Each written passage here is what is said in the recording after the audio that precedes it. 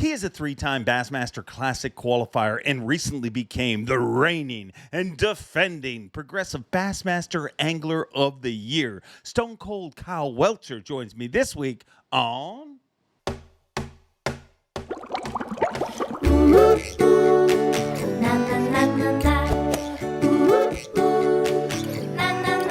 I'm Bob Cobb from the Bassmaster. Welcome to Mercer.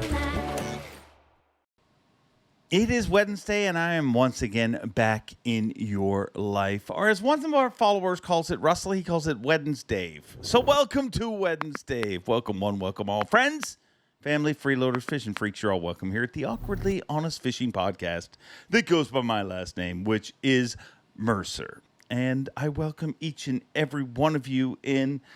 And I promised it, and I'm going to deliver because we recorded it. Had a little bit of audio issues. Gosh, I mean, everybody says 5G is going to kill the world, but evidently not going to kill the world where pro anglers live because, once again, had a little audio trouble, but I think everything will be somewhat smooth. And he says a lot of cool stuff, but he is your reigning Progressive Bassmaster Angler of the Year, Stone Cold Kyle Welcher. And I guess I don't need to say anything more because I just introduced him. And here goes the show. Kyle Welcher, you are a Bassmaster Angler of the Year and have been for I guess, a week now. How does that feel? Yeah, it feels like there's a huge weight off my shoulders. And, you know, it's going to take a while for me to get used to you saying that because that's what you're going to, you know, say from now on. And I mean, until there's two of them, basically that's going to be the main title. And that's because of how much weight that title holds, you know. I'm super, super proud of it. And it just feels like a huge relief to get a dang Bassmaster trophy. Like, them things are hard to get, you know. Have you stopped to think about some of the names? You know, I think that's one of the coolest things about the Classic Trophy. You get to actually sit and read the names on the trophy, but those same names are connected with Angler of the Year. Have you stopped to think of the names that you're now associated with? You know, not really. I had someone the other day tell me that there's only been 27 unique people that were Angler of the Years. I was like, dang, that's kind of crazy because when you think about those 27, like 15 of them are straight legends, you know, of the 27. So it's like, that's kind of weird. But no, I haven't really looked through the names, you know, other than the ones that we all know just from being fans of the sport. I haven't looked at the name. What have you stopped to? How do you think this is going to change you as a person, as an angler, or are you the kind of dude that just checked off that box onto the next one? I hope that I'm the kind of guy that just checks off the box. You know, it has to influence your decisions a little bit. You know, like it's for me, anyways. Everybody has a different opinion on their goals. For me, that's the one accomplishment you can get, and you know, it's after having a high like that, it'll be very easy to come back with a bad year. People have done it, so for me, I'm trying to keep it like I can't control the results. Best possible result you could ever have this year, but it wasn't like that I went there and just, you know, muscled everybody around and just beat everybody to a pulp because you can't do that in fishing. So I could have very easily put in the same amount of work, made, you know, relatively good decisions, and then missed the Classic because that's how this sport is it's not fair in the form of how much you work doesn't always generate your results. So I just keep the level of work and, you know, concentration and focus that I have. And whenever the results come, like you said, just check off that box because you can't set your sights on something that's too absolute in fishing because there's too much variance. So we all have goals long term, but short term, there's only so much influence you can have on making those goals happen, you know? And I know that you know that because you're in the sport. There's a lot of variance in this game, you know? Why do you think you won this year? Be honest with you, AOY is about your bad day, and winning a tournament is about your bad day, you know? So this year, if you look, it was kind of the first half of the season was kind of a quiet year for me, you know, because the way it works on the Elite Series, if you're not top 10, you're not getting live coverage. You're not getting a lot of media exposure. Nobody's really hearing your name. But the difference in 10th and 11th is, but it's a whole lot of media attention, but it's only 1 point.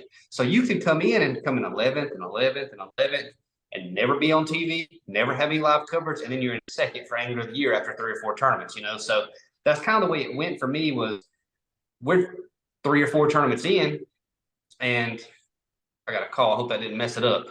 But we're like 3 or 4 tournaments in, and I've had, solid tournaments. And it's like quietly, sneakily, you just start, raising up the thing. And it's like I just never had a really bad day that I couldn't overcome. And I mean, that's kind of how I've always wanted to be. Is I never wanted to have huge highs and huge lows. I mean, I want to have huge highs, like very high highs, but I don't want to have the lows. So I've really tried to develop systems for where we go and where we fish, to where my bad days aren't that bad. And sometimes that hurts me where my good days aren't that good either. But, I feel like that's the only way that I know how to fish. And the year to me didn't feel like a phenomenal year. It just like we didn't have any major screw ups. And that's kind of what AOI is about, When did you start thinking about AOI? Are you one of those guys who thinks about it right from the first cast of the season, or did it become a reality as the season moved on? Before we left our house to go to Florida, we was talking about AOI. Like literally our first tournament on Okeechobee, our first YouTube blog, I think it was called AOI Year at our first tournament. Like that was the title of the playlist. That's no joke. And that was Hunter doing it. And then we got to Okeechobee, and they're taking everybody's picture with a dry erase board of who they picked for AOI. And I wrote down my own name, took a picture. They posted it on the at the meet for Okeechobee. So I mean, it was kind of almost like we talked it up a little, I like that. One of my personal pet peeves is how everybody in this sport always tries to, like, you should. I mean, the NFL season's about to start. College football just started. Every one of those teams goes into the season saying they're going to be the best. If you don't, you're not doing your job. Why are you different that way? You know what I mean? Like, because that definitely is the thing in the sport where people are like, I don't even want to talk about AOI. They can be leading at half the season. I don't want to talk about it. For me, I don't put a lot of pressure on myself. Like, I don't really ever get, I mean, obviously I get rushed and, a little bit spun out or something on the water when everything's wrong. I don't put a lot of pressure on myself. And that's one thing that a lot of people do. And they feel like if they talk about it, they have a tendency to put more pressure on themselves. But I feel like I have a decent understanding of how much variance is in this sport. So I just want to be in the position where if things go right and I execute, I got a shot. Like, it doesn't matter. Like, if I was going to St. Lawrence with a 60-point lead AOI, I would have been more nervous than I was with a 5-point lead, because now if you screw up, you're losing it, So I feel like people want to put more pressure on themselves. And I understand, like, it's not over till it's over. Like, everybody that, within striking distance still has a shot until it's completely over. So for me, I have no problem talking about it because it actually makes me feel better. Like, we're going to St. Lawrence and I'm sitting there looking and I'm trying to figure out, like, Cobb are really close. Some other people have a shot, but they're a little further back. And I'm like, if I go do well in this tournament, do the best I can do, I've got to have a 35, 40% shot. Wow. Like because if somebody's 30 points back, there's no way their actual shot is better than 15 or 20%. Make up 30 points on 2 people, because it could happen, but it's not, a guarantee. So it makes me feel better to know that, you've got a shot at this and you got a really good shot at this. All you got to do is go put your head down and make it happen. So I like it. And then also I feel like a lot of people, for some reason, people want to act like fishing is not a selfish sport. And it is probably the most selfish sport there is because there's no team. You're not playing against one person. You're playing against people, and everybody, like, it's like NASCAR. Like, there's all those cars and everybody wants themselves to win. So that's how fishing is too. We just try not to act like it. And I have no problem acting like I want to do better than everybody. I have friends that I want to see them do well too, like super well, but that's just how I am as far as being competitive. So going into the season, talking about an AOY season and whether it was kind of a clickbaity title to get some traffic or it was Hunter imparting, her positivity in you and in the season. Was it the kind of season where you looked at when the schedule came out? Did you look at it and be like, wow, I got a shot this season? There was like 3 of them this year that I had kind of circled that I was scared of on the schedule. And it was Seminole. I was very scared of Seminole, Lake, and then St. Clair. Like, I was very scared of those 3. The other ones, they kind of set up to where, like you said, I knew that I was going to be able to fish my strengths in like half of them. And then I've been to Champlain 3 times. This is my 3rd time. And I've been to St. Lawrence every single year since I've been on the elites, So I feel like I at least know what goes on there, So the ones I was really scared of was St. Clair, Lay, and then Seminole. And if I can just survive those, we'll have a shot. But we were talking about that at the beginning of the year, but it wasn't really a reality, until we're going towards like St. Clair. And then after St. Clair, it was like, okay, now we just got to execute in 2 and have one good one. And we've got a real shot. So it didn't really feel like it was an actual shot until we're going into the last 2 of the year. But, all year long, that was the goal. But it's probably closer to what you said. It's the goal and it's a long shot, but it's just something we're talking about, Yeah. I mean, and there's people who circle events and say, this is the one I'm looking forward to. And it's so ironic how often the one you're looking forward to is the Patrick Welcher, prime example. And thank God for you, because that AOY race seems a little different if he doesn't bomb at home. I mean, his worst finish of the whole year. I mean, he made 4 top 10s. But was at home. Why do you see that so often? Is that just a pressure thing where people take the weight of the event on the shoulder too much? I don't know if it's a pressure thing, but it's like whenever you go to a place where you have so much knowledge, usually they either blow it away or do really bad because it's so easy to be right in front of them or like right behind the fish or right in front of them. And a lot of times with us having a 28-day off limit, or from you can even be on the water 30 days, basically. A lot of times people that are locals have the tendency to fish in front of the fish. So like if the fish would have been where Patrick Welcher wanted them to be, nobody would have had a shot in that tournament, and that's obvious. But if I had to guess, most people, they think, okay, they're basically all done spawning. It's a month since I've even seen the lake. They're going to be here. And then they try to force that because there's some fish out there, but there's not enough out there to actually win the tournament. And then you see, there's like in this one, for example, there's still way more spawning than anybody would have expected. So I feel like people just have a tendency to fish in front of the fish, and because they know what potential is there whenever that collision happens. And then whenever a lot of places on a lake, you don't settle down and adjust. You run more spots and more spots and more spots until you never find them. You just miss them all day long. I've done it plenty. There's no way to avoid it in fishing. I mean, it's going to happen to you. I mean, you're playing a sport that has a sickless, disgustingly low percentage. I mean, you like to put things in percentage. Well, if you really started to work out the percentage of victory in this sport, I mean, nobody would do it. It's ridiculous how many times you have to strike out before you hit. But one of the things you said that stands out to me that I love is, and it's so true, whether it's Angler of the Year, whether it's qualifying for the Classic, whatever your goal is, it's all about minimizing the bad ones. So when you look back at your season, I'm sure there were days where you were close to a train wreck, looking back and being like, what are the key train wrecks that evolved that allowed you, because everyone's going to look at the final few events. You almost won it, that's all.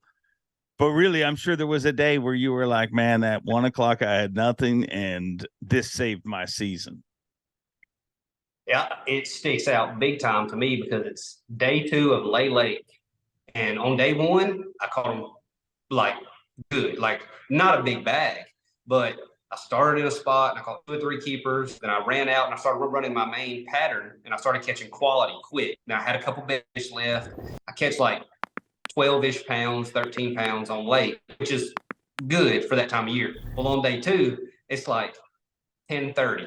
And I think I've got like 1 bass, like 1 pound and 3/4 bass. And I lost one really, really big one already. And I'm sitting here and I'm running down the lake and I'm like, man, what do I do? Like, where do I go? I have no idea. And it's like, 11 or 12 or something. I don't even know exactly what time it was in the day, but I go back in this creek where I caught like 8 fish in practice and 1 was a keeper. Literally, there was 1 12-incher in this creek. And I pull in there and my first pass, I catch a limit and I catch one like 3.5. And I'm like, dang. So now like 10 pounds. So I turn around, I go back out of it and I call again. So now I've got like 11 pounds. So I run out of there and I go into the place where I lost the big one. And I lose another big one off this brim bed. Like I lost like a giant one off this brim bed. So I'm like, man, that was the one that makes it where I'm back in top 10. So I run back to that creek and I call again. So now I've got like 12.5 pounds again on lake, but literally at 11:30 or 12, or it was probably 11:30, I had nothing. And I had ran everything good that I had. I went to a creek where I caught 1 keeper in practice and ended up catching 12 pounds out of it. So that was the biggest day where I had nothing left and it just like fell in my lap, it seemed like, If you look at even the last few events, and I kept talking about it on live, but it's pretty amazing. Like literally we went to remove St. Lawrence River from it, but those, Champlain obviously and Lake St. Clair on the start of day 2, it looked like Brendan Cobb was going to leave this event with a sizable lead in Angler of the Year. And 2 tournaments in a row, dude, you did your job on day 3 and stole all those points back from him and kept it tight, which on behalf of Bass, thank you, number 1. And number 2, do you even pay attention? Like when you're leaving the dock on day 3, is that a different feeling when you know you got to make up a bunch of points, or are you the kind of angler that just fishes for the best day every day? I just try to do the best day every day. I learned something my first year is I shouldn't even say this, but day 3 is the day you get points on the elites because you've got 25 or 30 people that they got 10 grand already. Basically, that tournament to them is a win. And then you've got people in the top 5 or 6 that are competing to win the tournament. So basically from about 9th place down, everybody's kind of just chilling on day 3. Mm-hmm. So if you go a hard day, you always move up. It's just because people are sweating that check cut so much whenever they make it and they get to go on day 3. It's like the fire's almost a little bit gone because they've accomplished the one goal that was in their head so much. So day 3 has always, as long as I've been on the elites, been the day where I feel like you get them. Obviously, you can fall to 100th on day 2. I'm just saying, like, day 3 seems like the easiest day to move up from like that 50th to 30th. It's way easier than day 2, like way easier, because I think everybody's just kind of did what they came to do and got 10 grand that was still fishing, and that's so on day 3, I've always said just stay productive on day 3, and it works out usually, but I've had bad day 3s also, but not in the last 3 I did. No, and I totally agree with you. I mean, the weirdest thing, especially that last event, I mean, the word, and I've talked about it a lot, but the word safe got thrown around that event so much before that event ever started. You know what I mean? Anglers saying, I just want to do what's safe to get me in the classic. I want to do what's safe. Half the field, I think, thought that first day was number 1 going to get canceled before it even like that's what it felt like. When I went down to the dock, nobody said it, but it felt like there was a bunch of dudes like, we're going. I practiced for it to get canceled. Literally, like in practice, I was practicing places I could fish on day 2 because I thought it would be day 1, because I was like, day 1 is going to get canceled. So I'm literally fishing places that you would want to fish in like a northeast wind, because I'm like practicing for the day that I think we're going to go. And they send us a text in the middle of a practice that all plans are to go. I'm like, I've got nothing for day 1. So I start running around in on stuff that would be protected for day 1. And that's whenever I ended up finding the school that I actually fished the most. So literally, I was practicing for it getting canceled. And then as soon as they texted us, I went to scrambling and then found the best school that I had. Jake, obviously your camera person, Jake Latondres, for that final event, talked about it a lot in last week's show. But one of the things that stands out to me, dude, is how did you, with everything you had on the line, with a lot of people saying, "Oh, you got to stay in the river. You got to." I mean, I don't think anyone said that on day two. Everybody, you heard people say, "Well, I survived day one there," but dude, you didn't try to survive. You went out and tried to punch him in the mouth. Literally did that on Lake Ontario. So let's go back to last time we fished out of Waddington. I ran from Waddington to the lake, and I caught like 18 pounds, which is not great, but out of Waddington, it's not bad. I was definitely inside about 50 cut. Well, I had one day in the river where I caught like 19 pounds, and 17 seemed pretty easy. So on day two of that tournament out of Waddington, I decided to fish in the river. Well, I caught like 9 pounds. From then, I said I will never, ever fish in this river again if we can go to the lake. Like, they're going to have to send us 2 dots in an email and say, don't go past this for me to fish in the river. Like, that's the only way that will ever happen. So for me, I felt like the safe play was the lake still, because if I would have stayed in the river, I couldn't have lived with it if I lost. I could not live with it. If I go to the lake, break my trolling motor off, boat sinks, and me and Jake got to swim to shore and, whatever, I could live with that. But if I ever caught 16 pounds, I don't think I'd ever get over it. Like, I don't think I would. So for me, the safe play was going to where I knew the weight was going to be there if I caught him, if I even got there. So to me, the risk is the river, basically. In my mind, the risk is the river, because you fish there, 17, 18 pounds in the rivers, not hard. 22 in the river is catching them. Like, yes, that's catching them, So I couldn't do it. I couldn't live with myself if I stayed in the river and did bad. There's no way.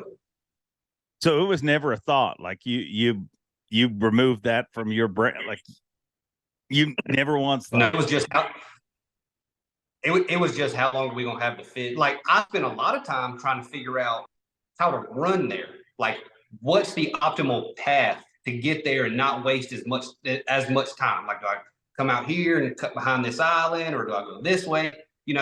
Spent a lot of time worrying about that. But the only question in my mind was, how long am I gonna have to fish when I get there? Because when I leave on day one, I don't know if it's going to take me an hour and a half or 2.5 hours to get there. And I told Hunter when I'm leaving the dock, I said, if I'm fishing in under 2 hours, it'll be a win. Like, it'll be good, because it's going to take a long time to get there. And I did. I got there in like hour and 45, hour and 50 minutes. So something around there, hour and 45 minutes. And I mean, it worked out. I got back. But see, the waves are huge, but they're not that bad. They're wide. Actually, like, they're super intimidating. Like, that's not the problem. Like, mentally, yeah, they're bad, but they're so big, and they big swells. Like, they're not as bad to run as people think. Like, you think you're going to die every once in a while, but it's not like that rough of a ride, or really tearing your stuff up. Yeah, I mean, especially after you get the mouth is generally the worst, right? Because you got current and everything dealing. Yeah. Then once you get out there, there's space to work it. I mean, I've said that for years. I'd rather run across that lake from Toronto to Toronto, literally, than that river can beat the crap out of you, because it comes from every direction and it follows, and they're much tighter waves. So you did think you were going to die several times? No, I never did, but every once in a while you're thinking, like, man, this is not that smart. But then I'm riding back with 25-10, and I'm like, there's no matter what happens, this is very smart. One of the conversations we had backstage after you won the trophy, or might have been after the final day of the tournament, but we were talking, and I said to you, man, if your issues that happened on day 4 happened on day 3, I mean, this is a whole different thing. I mean, your weight after day 2, no matter how good you're doing the tournament, would have dropped you down to 50th. Cobb wins Angler of the Year. But dude, I love how you like literally looked straight up at me, stopped the conversation. You're like, I would have made it back. I love that about your personality. Yeah. So I had two people that were pretty much waiting for if I broke down, that I could call them and they came and got me. Two elites that didn't make day 3, and I left the lake. I left the lake on day 3 with enough time to where if I broke down, they could make it to me and make it back. So I literally left like hour and 20 minutes early to come back. So I knew that they could come get me and make it back and would be good. So, but I was riding back on day 3, and there's like I drove like 25 miles and never saw a boat. Like, so I'm like going slow, trying not to like hurt anything. And then I passed like 2 elite anglers. And I'm like, all right, now we can go 70 again because somebody can pick me up now. If worst case scenario, then I run all the way back to and start fishing close to the ramp for like 50 minutes, where I literally had it mapped out to where I could troll in like 15 minutes. If I had to troll, I could troll back to the dock in 15 minutes. So when I got to like 17 minutes, I just went and checked in. Because even if I broke down then, I could troll in. So I never felt like even if I had a problem, I wasn't going to make it back on day 3. Because I mean, I knew I was going to make the top 10, so that was going to give me a really good shot. I love how you have all that worked out to percentages, and time. And I mean, the motor, I mean, to me, that's amazing. But that's also what makes you who you are. And as a guy who covers the sport, it's exciting for me to see someone like you. Like, do you realize that you're a little different than some others?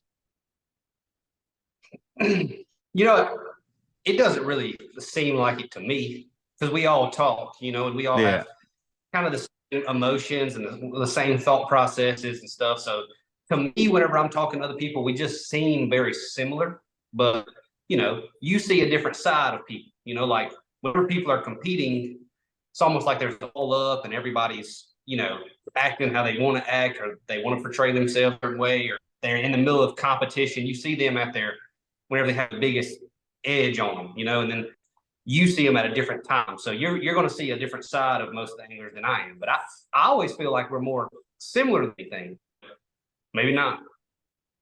I think, dude, what stands out to me is it's so I tried to explain it to Louis Stout a little while ago because he's writing a piece on you winning Angler of the Year, and I'm like, you have a very like winner take all attitude where you're like, you know what I mean? You're here to make a living, but you're here to win. And I've seen you, just your decision making going out to the lake, your decision making. I mean, the first time I kind of saw it in you, it's like there are certain things that just don't compute to you that do to other people. You know what I mean? And generally it's the risk taking and stuff where you're like, well, that's similar to how you explained Lake Ontario. That's what you have to do if you're there. I mean, you there's not another option.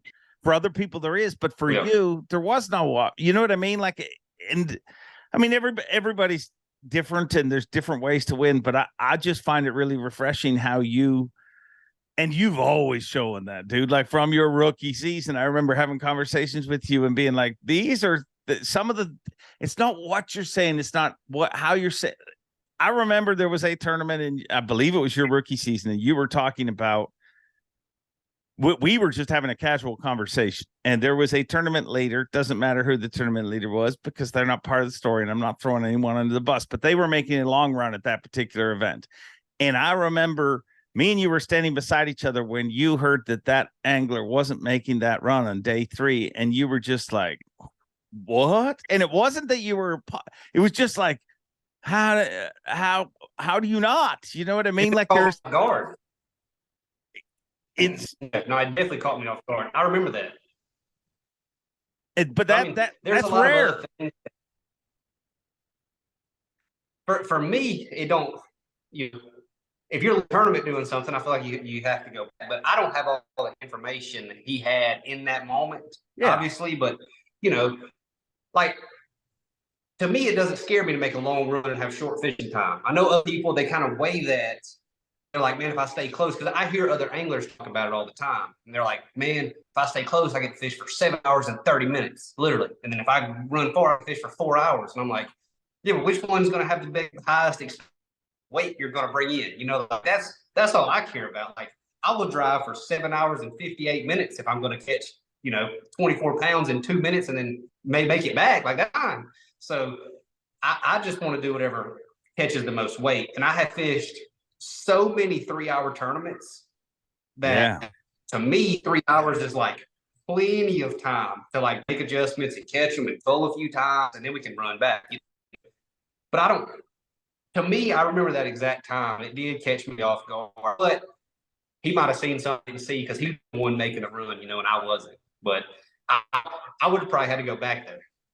Yeah, and dude, I'm not even judging the call, whether it was right or wrong by you, but it was the way that, I mean, there's certain times I've had conversations with Kevin Van Dam, and it's almost like as a matter of fact, like, well, of course he's going to do that, or of course you want it. Like, you have that in you, and and I think it's very refreshing for the sport, and I think it's what makes you who you are.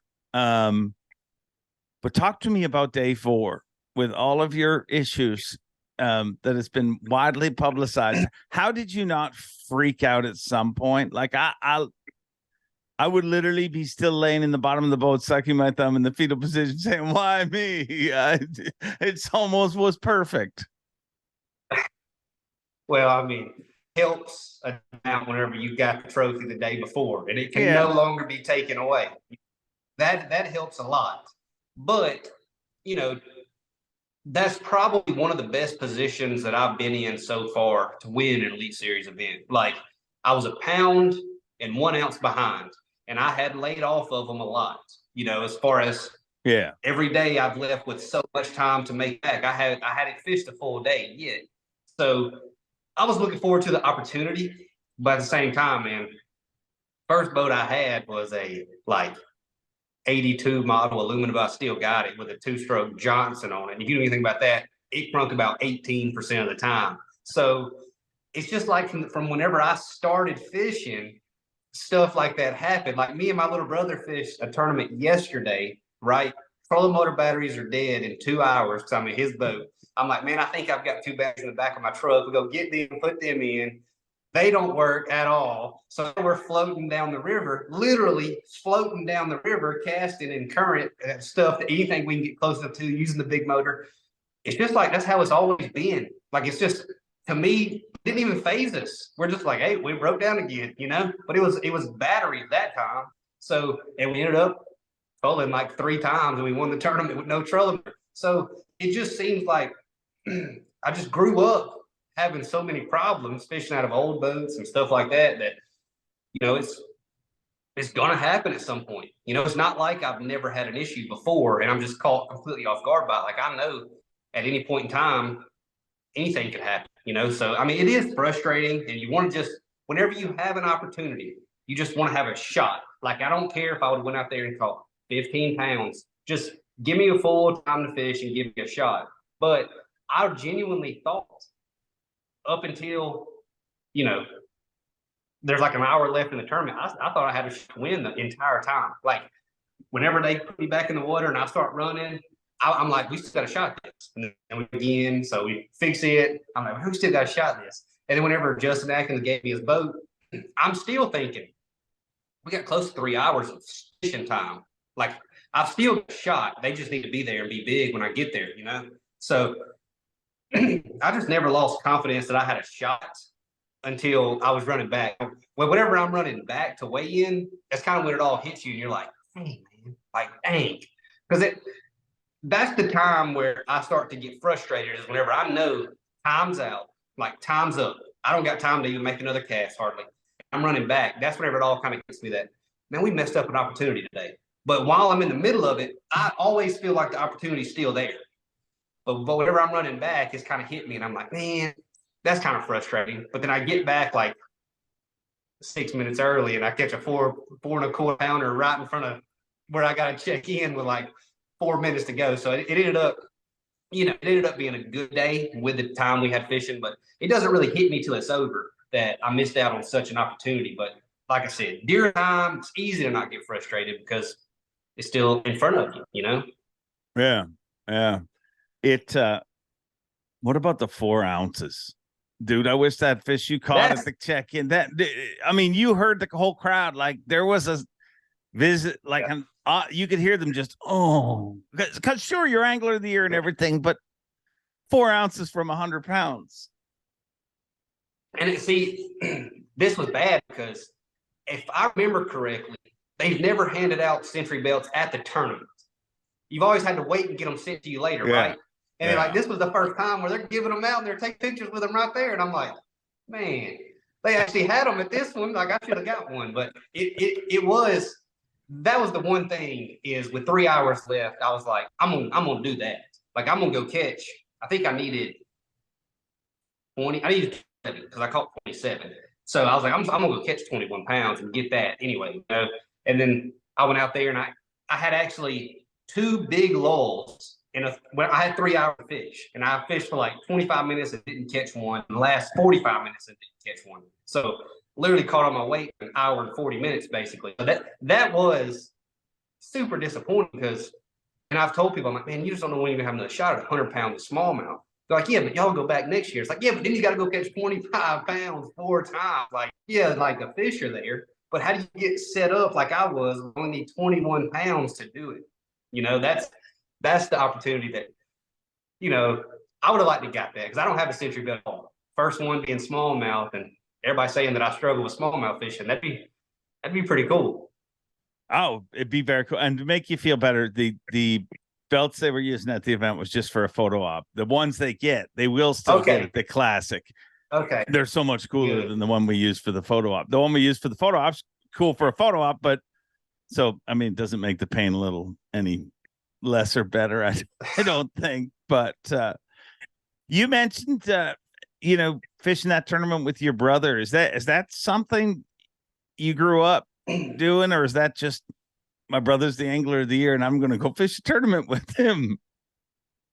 So me and usually fish a few, in the fall and stuff. He's in college. He's got a lot of stuff going on. He fishes some other tournaments and stuff. So we don't fish a ton, but every fall we probably fish 2 or 3 or 4 tournaments together, but he's definitely right now he's a little bit more interested in fishing than normal because I just want AOI, Yeah. And it was cool. I mean, a lot of people were there for you to win AOI and everything. And I kind of joke with you that you screwed it up by being in contention for the tournament. Has there been a party, or like you say, I see other sides of anglers. I've never seen that side of you. Is there a party side of Kyle Welcher? It's tough. Like it's tough. I can't really sit still, it's hard for me to sit in one place for very long. So going and partying for a few hours, it can happen, but it's gonna be like this will be the only time of year because I have like very little planned whenever our schedule comes out, whatever time it is next year. So from this point until probably Thanksgiving, there'd be a little bit of that going on.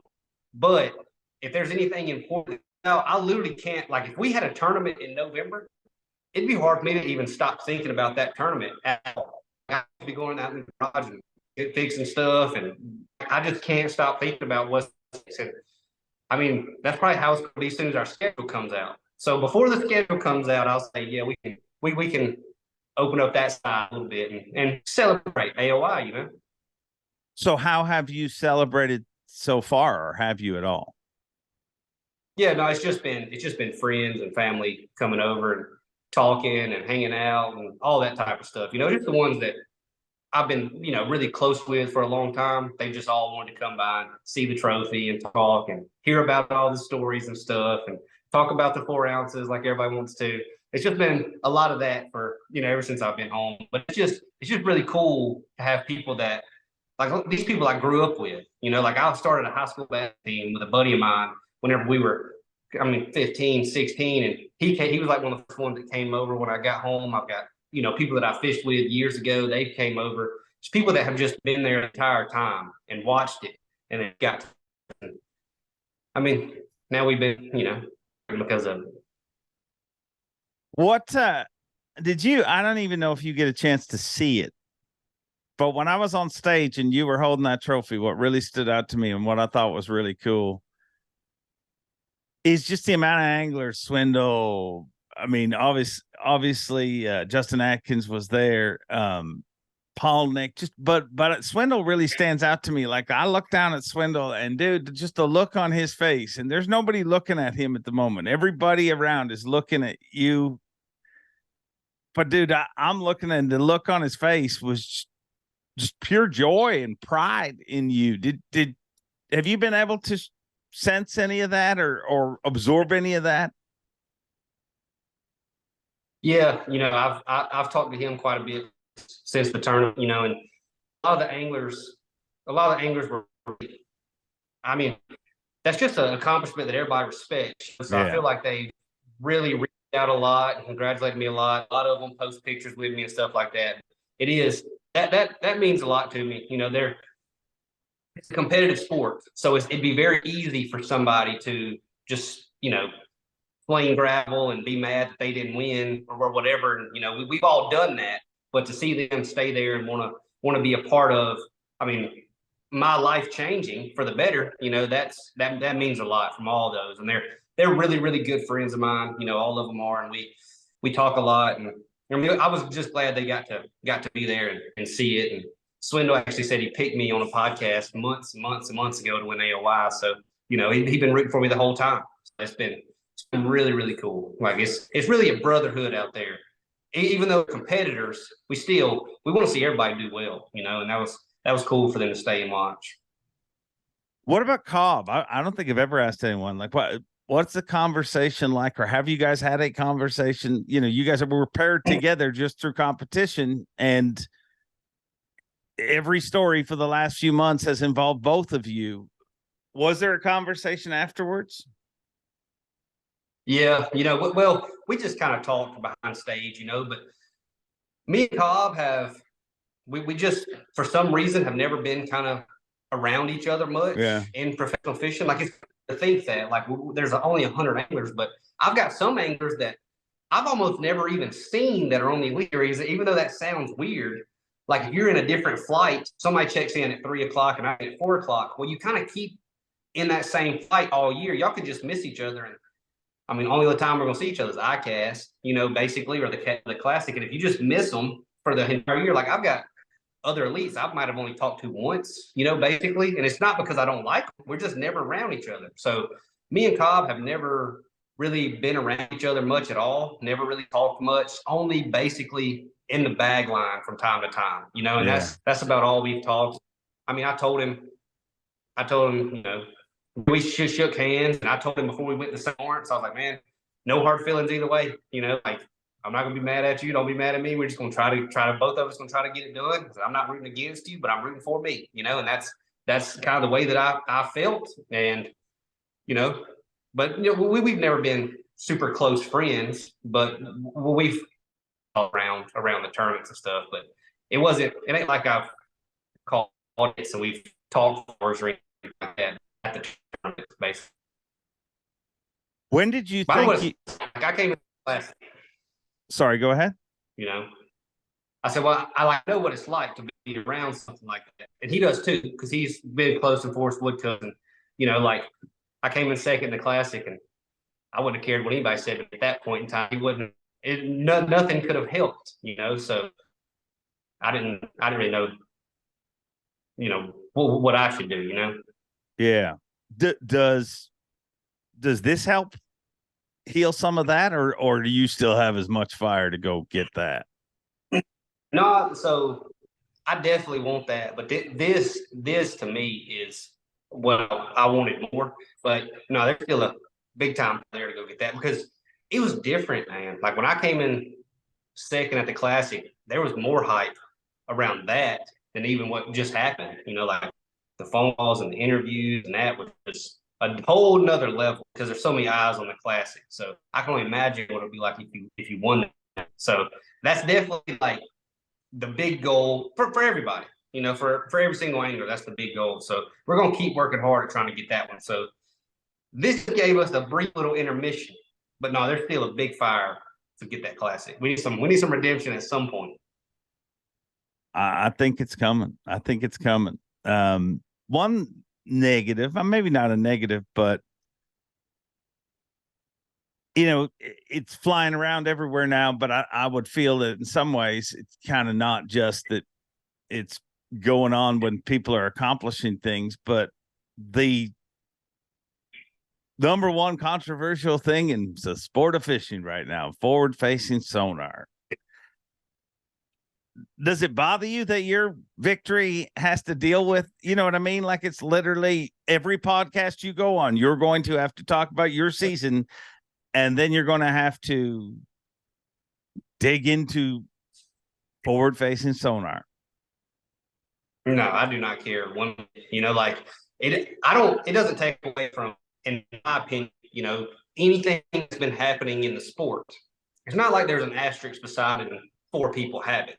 It's like competing against all the anglers with the best tools that are available right now. So, it's clouded it a little bit, and it's just times are changing. There was a time where the flasher was basically witchcraft. When it first came out, technology was a lot further behind, and there's something that would show how deep it was. Like this is absurd, So I think it'll all pass. I do. Everybody's heard it all. I think it's not that fun to watch. But if you're the guy that's got your foot on the trolling motor, it's a very fun tool. Very, very fun. Just maybe not as fun to watch someone else do it. Not saying that, but what do you do? This is where it's at right now. Technology is going to keep getting better and better and better and better. Now, the only time, if we ever come out with something that casts and reels them in for us, that'd be a little more for me. I'd probably not want to do that part. But spotting them is still, it's the same thing. It's been the same thing forever. And I don't even know if you want to go this direction with this question. The number one thing in bass fishing is throwing in front of bass. Yeah. And if you can't find them, before you drop your trolling motor in the water and start scanning around, if you're not around them, you're still not going to win. They're not going to swim to it from 4 miles away. Like, finding them is hard. And people look at those smallmouth tournaments and they're like, anybody can catch them with that. And it's like, have you seen how big that place is? They're not everywhere. And that is a big water, that's a big lake. So, it's hard to find them. And that's still the skill set today is bass. And that was the skill set in the 70s and in the 80s and the 90s. That was a skill set that separated everyone. And it's the same today. Whoever finds them the best does the best in tournaments. It's never been about a secret lure. It's always been about finding a place with a better population or bigger population of fish, So obviously tournament fishing in general, the whole sport. If you read, there's a bajillion, they should make it illegal. They should, change this or change that or limit it. If you had to make the decision, what do you think? What is the decision that comes out this afternoon? Let's say if a decision was coming out about forward-facing sonar that would make you say that's the right call. You got to leave it. I would say that's the right call. Now, for me being selfish, I would be perfectly fine if it goes away, because I don't think I need it. I don't feel like I even really want it. And that's not how I want to fish. Like when I go fun fishing, like I put in a lot of time working to get better at forward-facing sonar, and I went for a month and a half to use it only every single day. But when I go fun fishing, trying to have fun, I'm skipping a flipping wood or skipping docks or throwing a buzz bait tank. That's what I'm doing whenever I want to go fun fishing. So for me, yeah, it'd be fine if we don't have it, but I just don't see how there's anything that could possibly happen to ban it or regulate or anything like that, because all that matters is viewership. And if you give people one transducer or 50 transducer, they're still going to stare down at the screen while you're watching live. And that's the only real downside to the sport, is whenever you're watching live, it's not as interactive. It's not as visually stimulating. So that's the downside. Unless you ban them completely, you're not going to change that. Smallmouth tournaments have been boring to watch forever. That's just they have been. So it's not forward-facing sonar's fault. Whenever people were using 2D and dropping straight down, you just didn't know that everybody doesn't have something to talk about this. But I think the right call is you got to leave it. I think the big difference in those is it's weird, and I don't know how to change it or fix it. And you hear all these people say, "Oh, production could do different things," and I agree with that. And don't think that. One thing that I love about JM and Bass's production is they never rest. They're always trying. I mean, They invented live bass fishing. At one time, everybody was happy, but they kept pushing. So I believe that they will come up with different things and ways to make it more interactive. But the thing that you can't circumvent is, dude, people check out when they use it. It's different than 2D. You know what I mean? When you're doing 2D, you keep talking. It feels like everybody, like Jake came up with the analogy earlier this year, and it's perfectly. It's like talking to someone when they're texting. They're checked out. No matter how much they say, I'm listening. Yeah, don't worry. Just keep going. I'm listening. They're not listening. And that's kind of what happens with forward-facing sonar. And but I think you guys don't have a choice. As a tournament angler, you're the one group who's like, you got to use it. Yeah, right about the whole checking out, because I got live coverage from Sabine, and we just sent it for YouTube, and I got live coverage from St. Clair, and my whole meter is completely different. I'm on Sabine, I'm flipping there, I'm talking to the camera, I'm answering questions, all this type of stuff. And when I'm on St. Clair, I'm like, I've got it set to 100 feet, and I'm scanning the entire time. So it's like it's constantly changing. It takes that level of focus. And I haven't even really thought about it until you said you did it, just like so zoned in on it that you talk. Like you almost can't talk, take it away from focus. That's bad for live coverage also. Yeah. It happens when you're social. I was fishing with my son a few days ago, and we were using it, and I found myself, I'm like, you're doing exactly what you talk about. Like, because it's just that, it's just like writing a text. I'm pretty sure I can write a text and continue talking to you, but you don't. You know what I mean? Like, you kind of zone out and you start dealing with stuff. So here's one thing I'm guarantee you. No matter what the decision is, there's going to be a bunch of people that say that is the wrong decision. And I don't think any of that is true. Number one, no fish jumps in your boat when you turn it on. That's not true. And there's no right. You know what I mean? Like, at one time in the history of this sport, people were fighting Ray Scott to release the fish and literally threatened to say, if you do not kill all these fish, he wanted to release them. They just wanted them killed. Like, if you do not kill these fish, your sport's going to collapse. Well, he had the foresight to say, no, well, this is our sport. And I think that this is going to, I'm glad I'm a tournament MC and not working in the tournament department. Cause I don't know because I don't know that there's a right decision. Like, if I hear this afternoon, if I heard, okay, they're not allowed it anymore, I don't know if that's the right decision. If you guys are allowed it forever, I don't know. That's, you know what I mean? Like, it's a weird one.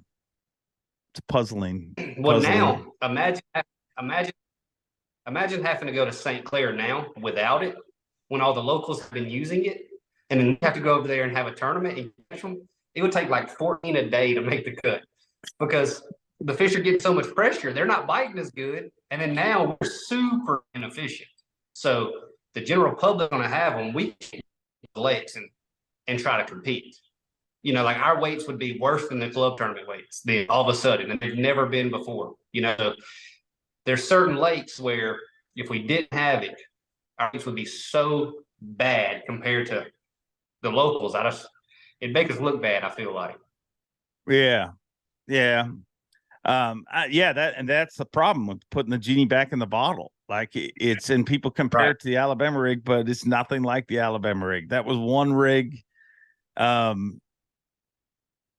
To me, this one's impervious. Like, if anything, I would say that the fishing world maybe acted too quick on the Alabama rig. But in this situation, I don't think that it's situational, dude. Like, it's literally everywhere we go. There was 4 events last year that it didn't really play in, I guess. And if you want to know which ones those are the ones that Kyoya Fujita didn't make a top 10 in. Literally, he made 5 top 10s. Right. Does it concern you that moving forward, or are you just like, if that's what I got to do, I'm going to become one of the best at it? That's how I feel. It's like that's what I have to do. Look, it's not what I want to do. It's not what gets me up when it's 4 morning and it's gonna be raining all day. I don't get up out of bed, man. I would go, use forward facing today. But I'm like, man, it's raining. They're probably gonna bite a buzzbait, and I want to go. So for me, it's not what motivates me to go fishing. It's forward face sonar. But if that's what it takes, and like you said, every single year we are seeing different places it's dominating, and we're starting to see it move shallower and shallower and shallower. It's like this is going to be where it goes. Like I see it going back to a different way. The only thing, I don't think it's won tidal fishery yet, but 2 years, I guarantee you it will. But other than that, it's won literally everywhere. They're spawning, and you're like, man, they're spawning everywhere. No, they're probably going on, forward face sonar. Like that's just how it seems.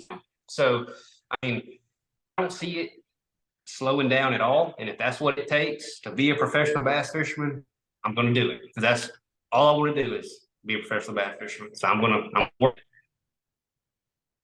Where do you think electronics technology goes from here? Like what 10 years from now, what do you think you guys will be fishing with? That's scary to say, because if you'd asked me that 5 years ago, I would have massively undershot it. Yeah. Big time. Yeah, everybody would. I'd have been like, side imaging, you can see 180 feet, maybe. Like that's maybe what we'll be doing, and it's like, no, you watch them swim in 5 years. So I don't really know. If it gets more than this, it's going to start taking away the fishing aspect of it. It's going to be literally a spot and stalk, That's all it's going to be. Like it's not going to be any of the magical waiting to get a bite, which that's already kind of gone. That was kind of the anticipation of fishing is what made it so fun whenever it happened. Like whenever you finally had that blow up after fishing of nothing, then it happened, and it's just like all madness breaking loose, and that's going away. And if the technology advances very much more, it's going to continue to go away. But the amount of fish we're catching is going up. So it's a trade-off. Yeah. And that thing, it's wild because you're right. It's fun to use, but it definitely takes away that. And I don't know what it is, but you know what I mean? Like you can see, and it's not even a blow up. Like that, sure, of course, watching a fish eat a topwater is more exciting than watching it do anything on a screen. But it doesn't even have to be about. I mean, I can sit and look at a pad bed and you see pads rustle, and that makes a feeling happen inside you that you can't, as an angler, you can't control. With that's the weird thing that it kind of takes away. I think that yeah, and you don't get that on the screen. Even when you see them coming, it's not the same. It just does not feel the same at all. Like I don't know. Your brain doesn't process it the same. And like on the screen, the thing is, 100% it's a bass. Like it's falling, and it's a bass coming to eat your bait. But then you throw up in, like you said, pads or reeds or whatever, and it might be a mudfish or a pike or whatever, and you still, get excited. But it just doesn't relay it the same on the screen. So it's losing the magic a little bit, I believe. Yeah, but as I said, you guys are in a situation where you don't have a choice. I mean, so when did you identify? You said earlier you spent a lot of time getting good at it. So how many years ago did you identify, boy, this is something I need to invest time in? My rookie season, I realized like this is a player, big time player, because, so I got one that fall, used it a good bit, but not enough. So I used it. I got decent with it, enough where I could tell what was going on. The next year, I was like, I'm pretty decent with it.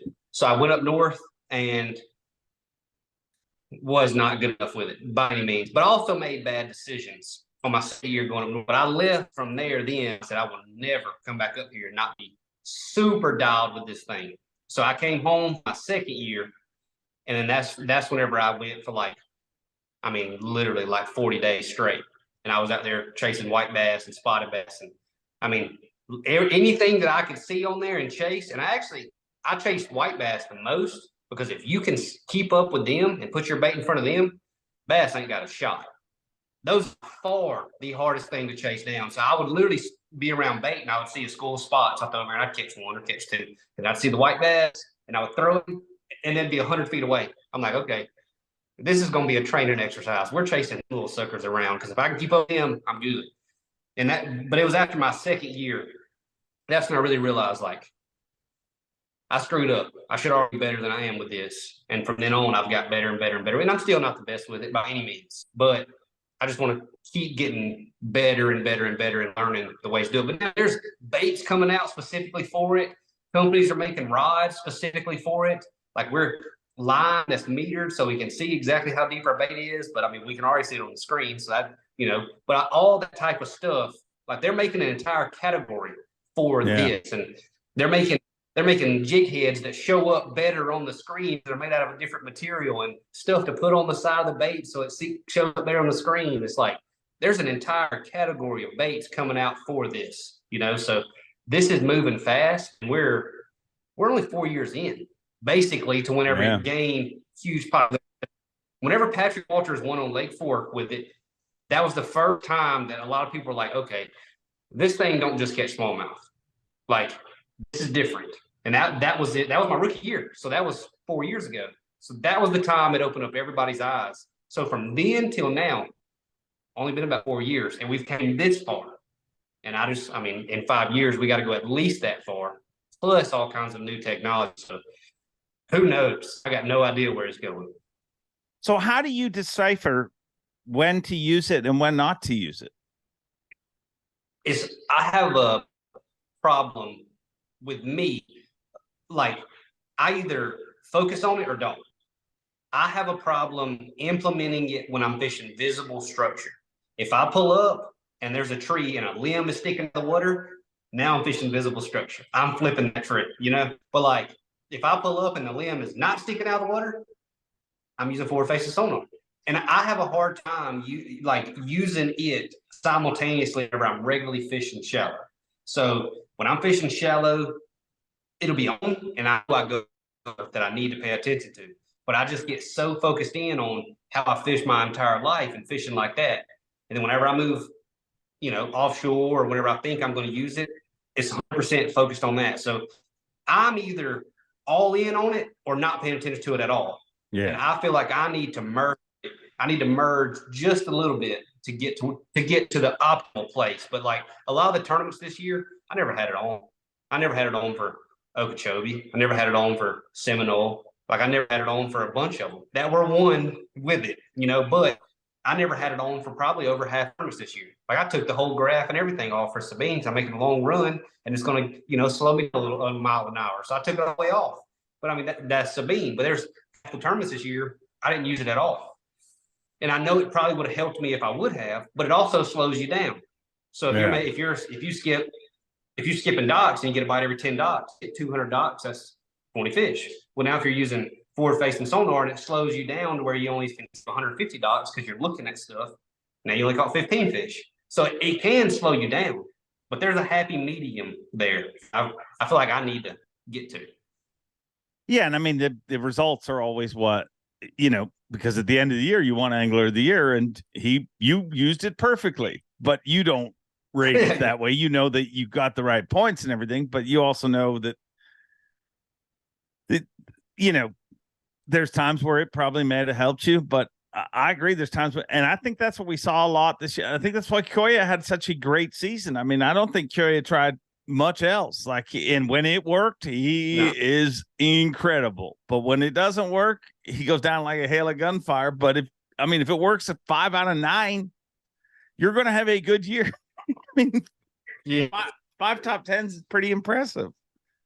So what's ahead for you this off season? You talked to a lot of Angler of the Years and Classic champions in the past, and you hear some of them say, I feel like it's my job to do this for the sport, or I have to represent this. Do you feel any of that pressure, or what is your thoughts going into this off season? I don't feel like I have the sport on my back by any means right now where I have to do anything for the sport. I feel like, there's a lot of people that are legends that are still fishing that are, they've done a great job so far, and I'm let them keep doing whatever they're doing to, help the sport out. But for me, it's just like, try to help out my sponsors. There's a lot of hype around me right now, obviously. So trying to just do every interview I can, work with sponsors, get them to post stuff and get them the pictures and stuff that I took from the tournaments and stuff. So all of that to make them happy the back end, but they should already be happy, but all that to kind of, fulfill all my obligations. And then it's just going to be back to normal for us, like ready for next year, order a boat, get rods and reels and everything like that ready, and start fishing again next year. So, but I will fish a lot in the off season. Like there's little small tournaments around the house, and that's what I'll be doing. So I don't have anything major and pressing going on. I don't really want to. I've set up my life to be like exactly how I like for it to be. Like I do kind of what I want to do. So I don't want to change anything right now. We just want to be proud of our accomplishment. So the way you've set up your life, is that literally just to protect fishing time for you to be able to be as good at your profession as possible? Not really. I mean, it just kind of works that way now because, I did become a professional fisherman. So it looks like that. But even before that, like I value my time probably more than it's worth, so I don't like to be hustling around to do things that I don't think are super important. So I'm super in everything that I want to do. And if I don't really want to do it, like I'm just not going to, so that's just kind of how I am. And I have a lot of freedom with the job that I have, because for probably 10 or 12 weeks a year, it's just insane busy.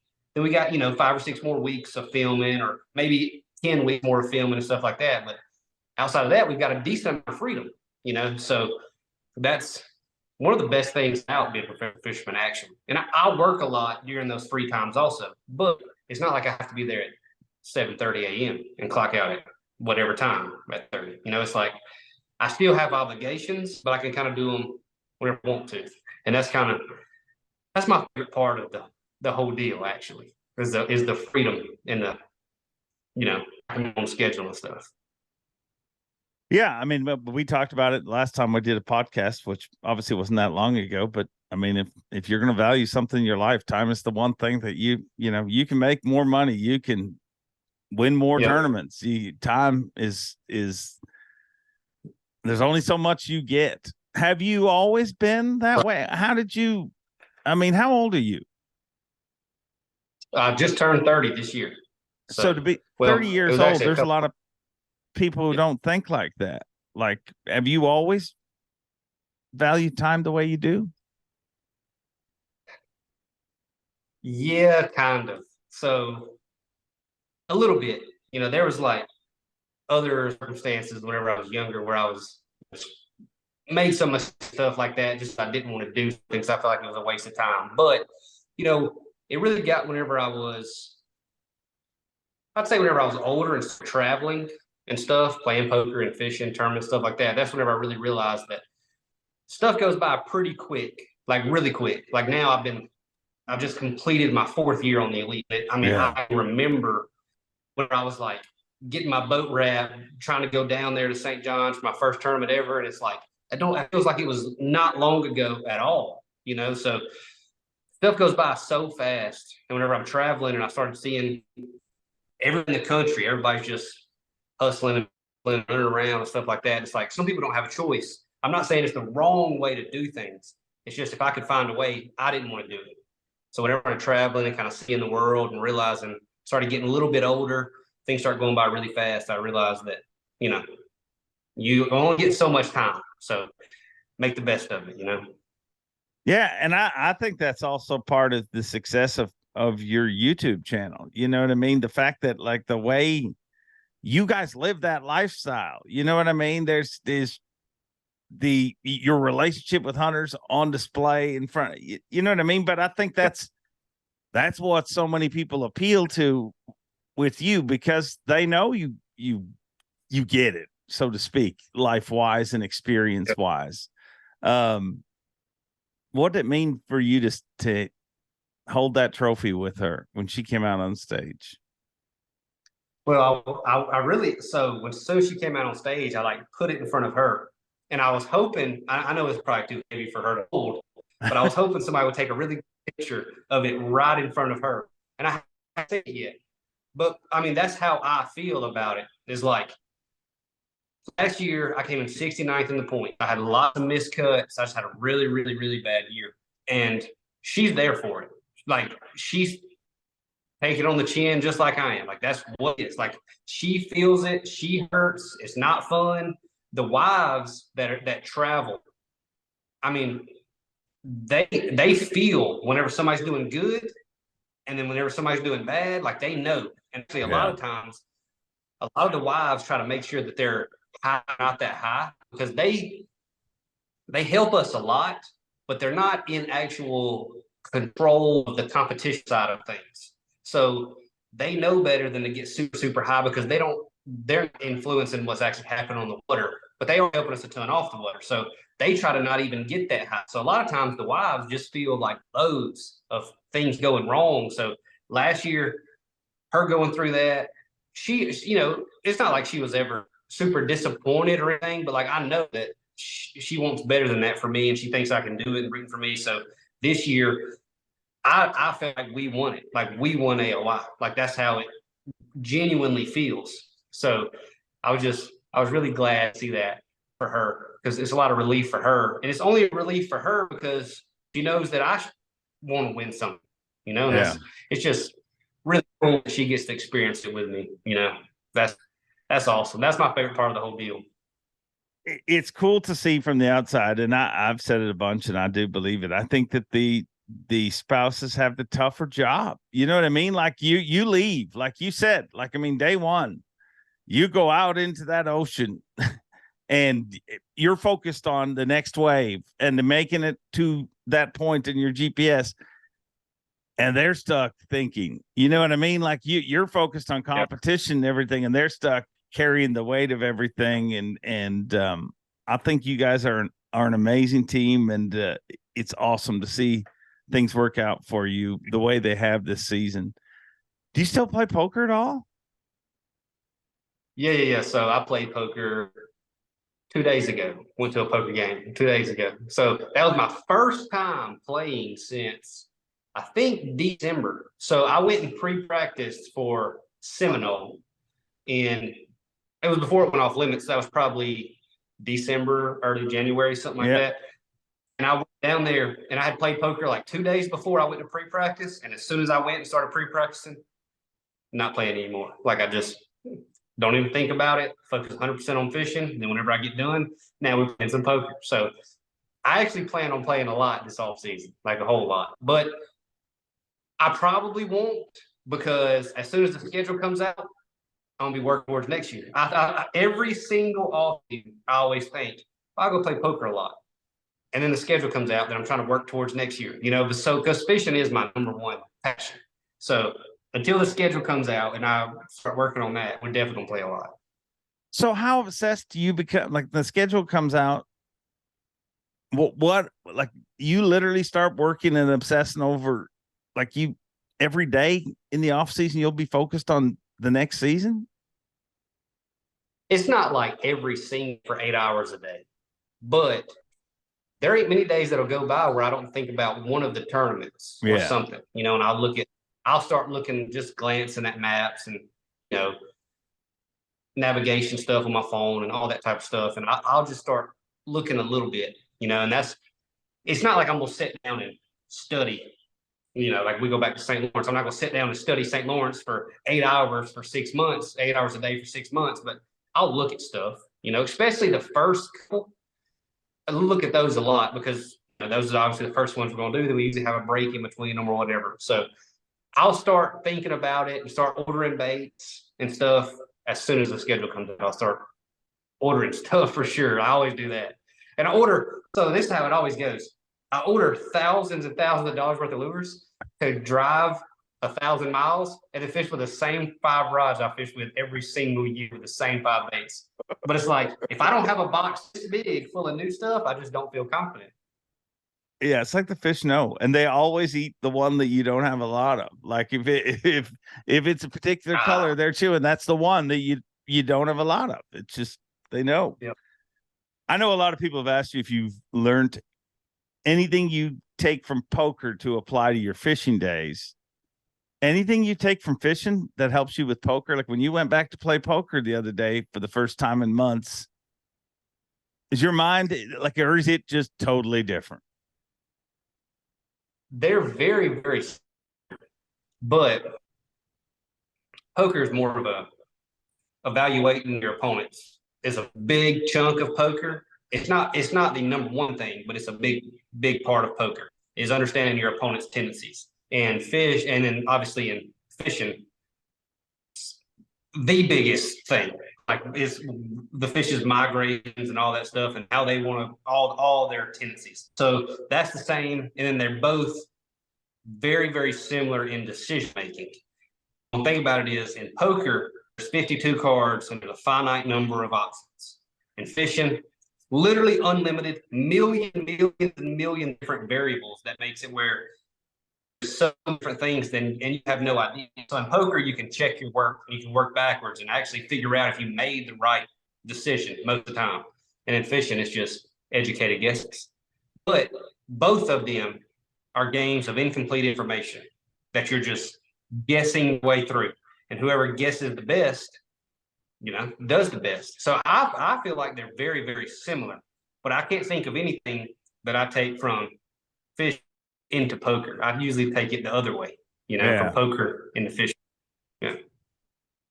Well, dude, an incredible season. And I think the most true words were spoken on that weekend, and they were spoken by your wife, Hunter, when she said, he's just getting started. And I honestly believe that. I believe it's weird, dude. And I don't want to sound too much like a fanboy. I've always been a big fan of yours, but I've done several interviews this week and people bring you up and they're like, are you shocked that this happened so soon? And I swear to you, I don't know how to defend this statement, but I've said it several times. I'm shocked it took so long. Like, dude, you really have been with what you did at the Classic and everything like that. If you've been sleeping on this guy, you better wake up because I honestly believe that you're just getting started. Well, I appreciate that. For me, it feels like I almost deserved it this soon, but I'll dang sure take it at any time, so I definitely appreciate you have, been big time in my corner from day one. I really, really appreciate it for sure. So, I mean, it's made it fun and to see it all work out now. I mean, it's just really, really cool right now. Like I'm still pumped, Yeah. And so you should be, because you are the 2023 Bassmaster Angler of the Year, Stone Cold Kyle Welcher. Hey, do you like that? Do you like Stone Cold Kyle Welcher? I never ran it by you. I do. At first I was like, it's kind of weird, but then when I started thinking about Stone Cold as in like what you mean it, because I've heard you explain it, I was like, no, that's actually pretty good. That actually makes some sense, So I actually like it. I try to figure out a way to make some merch, but it's gonna be too tough. Hard to do. Well, I mean, no better way to make get publicity than get sued. So I mean, you can. I mean, he can't own Stone Cold for everything, can he? He can't. There's no way. Yeah. No. Stone Cold fishing is totally different. Well, I mean, whatever. I mean, Stone Cold Steve Austin isn't about to sue the Bassmaster Angler of the Year, but then again, maybe Vince McMahon will. I don't know. But, he definitely would. He'd be like, you sold 600. Hold on, buddy. Hold on. Well, dude, thank you for taking the time, and I can't wait to watch the future unfold for you. I appreciate it. Thank you.